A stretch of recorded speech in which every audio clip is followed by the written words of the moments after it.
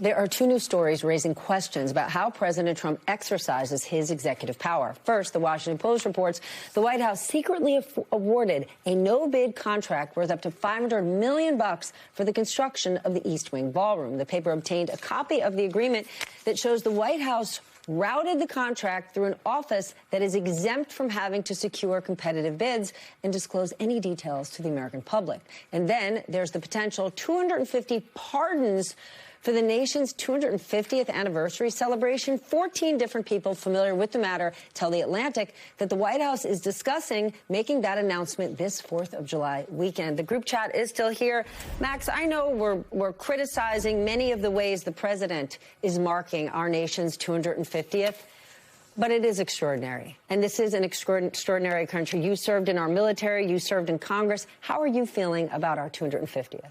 My feelings about it have nothing to do with Trump. Thank God that I still believe this is the greatest country in the history of the world, a country that's worth sacrificing for. And I think we all, on a day, on an anniversary like this, would applaud all those who serve our country. But when you look at something like the ballroom, the only thing that gives me joy is thinking about what we're going to do to the ballroom when we're in power. And we're either going to just destroy it, right, and make this the most monumental waste of money and corporate corruption known to man. We might put pictures of Trump and Epstein throughout it. Maybe we'll do that in every federal building. Maybe we'll name it after the individuals who ICE murdered. But for us just to let that stand there as a monument to Donald Trump, which is what he wants, under no circumstances would we ever do that. That wouldn't show the strength of a Democratic Party, nor would it show, I think, an allegiance to what's great about this country, which is that we don't have a king here. I was kind of teeing you up to say, look at the World Cup, showing the best of America, just the 250th. But I feel you. Not this morning. What does the treatment, what does how they're managing the ballroom, and specifically this no-bid contract, say about the way this White House views transparency and oversight? They don't believe in transparency. They certainly don't believe in oversight. And let me be clear. This sounds technical and maybe boring, and I'll probably kill your ratings here, Steph, but let me be specific.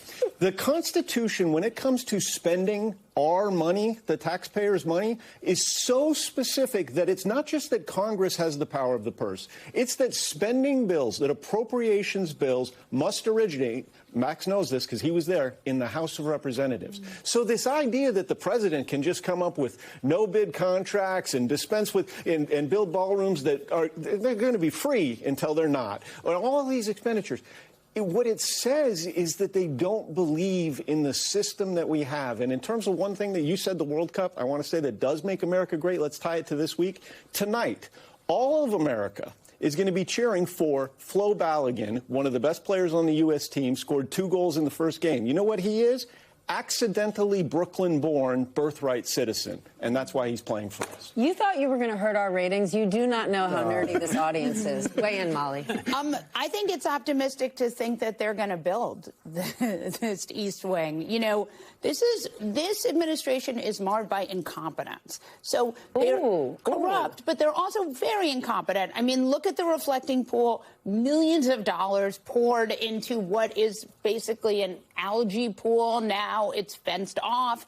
We had Trump putting his name on the Kennedy Center, which was someone else's memorial. But that's one of the problems with the no-bid contracts. Yeah. You're not just awarding the contract to your boy. You're awarding it to somebody who doesn't have the skills to get the job done. Yeah. And it's also, I mean, it's just, we were told this was going to be paid for by donations and not taxpayers. Remember that? So this is what we see again and again. It says they're going to do one thing, and then we see something else. Okay, let's talk about this report of 250 pardons. Now, The Atlantic does say none of this has been finalized, but what does it say about the fact that this administration is even considering it? And they've already blown through, right? Donald Trump is hundreds, if not thousands ahead, thanks to pardoning all the January 6 rioters, than any previous president with regard to pardon power.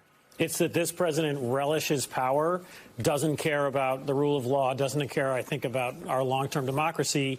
And this is why there's a historic need, and I'm going to nerd out in my own way, for like waves of reform that were enacted in the 1970s. Because we learned the lesson of the abuses of the Nixon administration. And the FBI was reformed. All that's been decimated by now. The CIA, there were anti-corruption laws put in practice. This is what Democrats should do if they could ever win control of Congress. But if we and the pardon power should be restricted. It's been abused. You could argue long before Trump. Long before Trump, but no one even near this level of corruption. Like it's very dangerous. Again, I'll go back to we are opening the door and rapidly approaching, the possibility of American authority. They've created a presidential pardon industrial complex. That's right. And if there were 250 pardons, if there were 2,500 pardons, and we were talking about pardons for people who were either potentially wrongfully convicted or people who were convicted under unjust laws, people serving unduly long sentences, if we were talking about pardons based on compassion, not corruption, I'd be all in favor of it. Listen, it's clear to me why so many new topics, CEOs, do not criticize Trump. We can actually draw a line in the retribution, in the action he takes. You have a new piece out talking about how celebrities are now reticent to speak out against the president. What's going on here?